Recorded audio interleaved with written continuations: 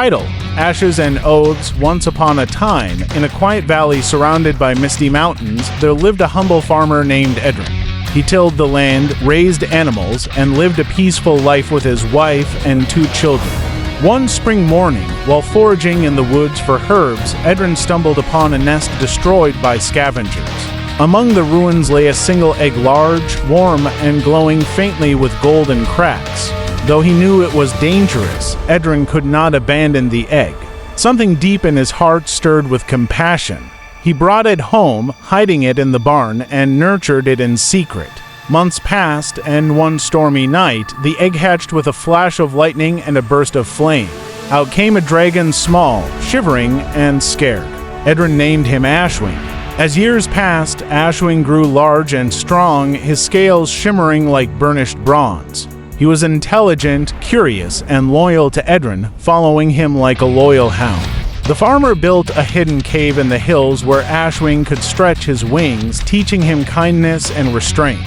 Edrin believed that love could tame any beast. But dragons are not meant for barns. One autumn night, something inside Ashwing changed. A primal instinct awoke, a hunger for fire and dominance that Edrin could no longer suppress. Ashwing vanished into the dark sky. The next day, the valley shook with terror. Ashwing had returned not as a friend, but a force of fury. He breathed fire upon the village, destroying homes, livestock, and lives. Edrin rushed home to find his house in flames, his family narrowly escaping the inferno. His heart torn between guilt and duty, Edrin took up the ancient spear passed down by his forefathers, the very weapon his grandfather once used in the Dragon Wars. He followed the scorched trail into the mountains, where Ashwing waited atop a cliff, his eyes blazing. "Ashwing," Edrin whispered, voice trembling, "I raised you as my own." Ashwing let out a roar, smoke curling from his maw, and the battle began. Man and beast fought amidst flame and stone. Edrin was no warrior, but he had purpose.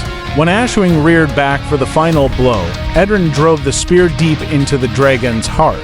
Ashwing collapsed, letting out a final mournful cry that echoed across the valley. The village mourned its losses, but hailed Edrin as a hero.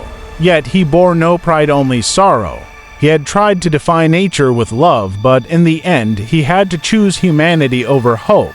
Years later, children would whisper the tale of the farmer who raised a dragon, and the day love met fire and was burned by it.